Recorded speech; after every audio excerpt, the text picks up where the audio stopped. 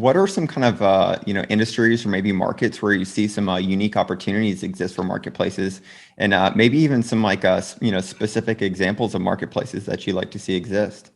Sure. So the, the continued verticalization of horizontal marketplaces is something that we continue to invest in. So horizontal marketplaces being like a Craigslist, typical classified sites. We believe that, and we're seeing that within one of these horizontal marketplaces, you can build vertical marketplaces with very specific feature sets. The quintessential example is Airbnb. When you go vertical, now you can start looking at actually like what it looks like inside the property, and you can offer very uh, real estate specific features. Or if you go on a SeatGeek or a StubHub, you can see where in the arena you're sitting. These are things that traditional classifieds horizontal platforms cannot offer. And of course, that applies to many, many, many different categories. And so we believe that most of these market sizes are dramatically underestimated. I mean, you look at Etsy, which was like craft goods. I think their market cap's north of 40 billion now. It might be even way higher than that. I haven't checked recently, but like, who would have thought a couple of years ago that Etsy could be as big as it is now? So we're investors in some very niche marketplaces. We're in a trading card games marketplace called TCG Player. That's largely Magic the Gathering, but they're doing hundreds of millions of dollars of GMV this year.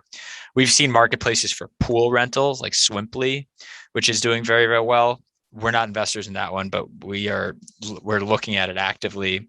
We're investors in a stamps marketplace called Hip Stamps.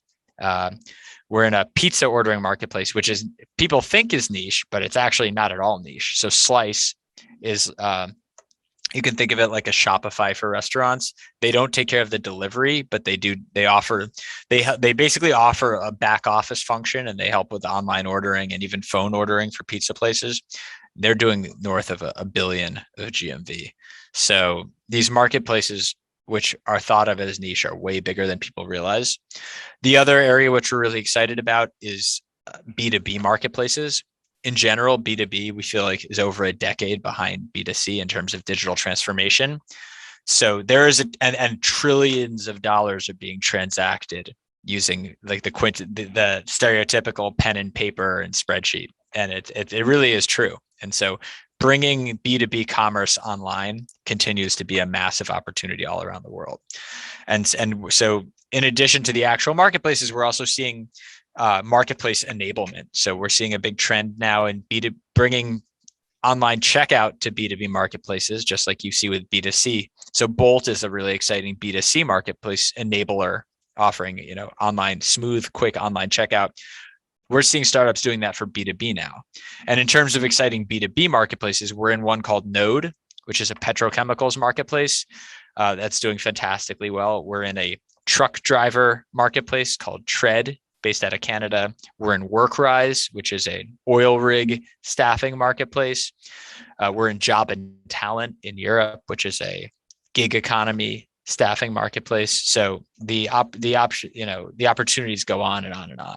And not only can you find interesting categories, but with our approach, you can actually look at the same category and the same model and apply it across different geographies.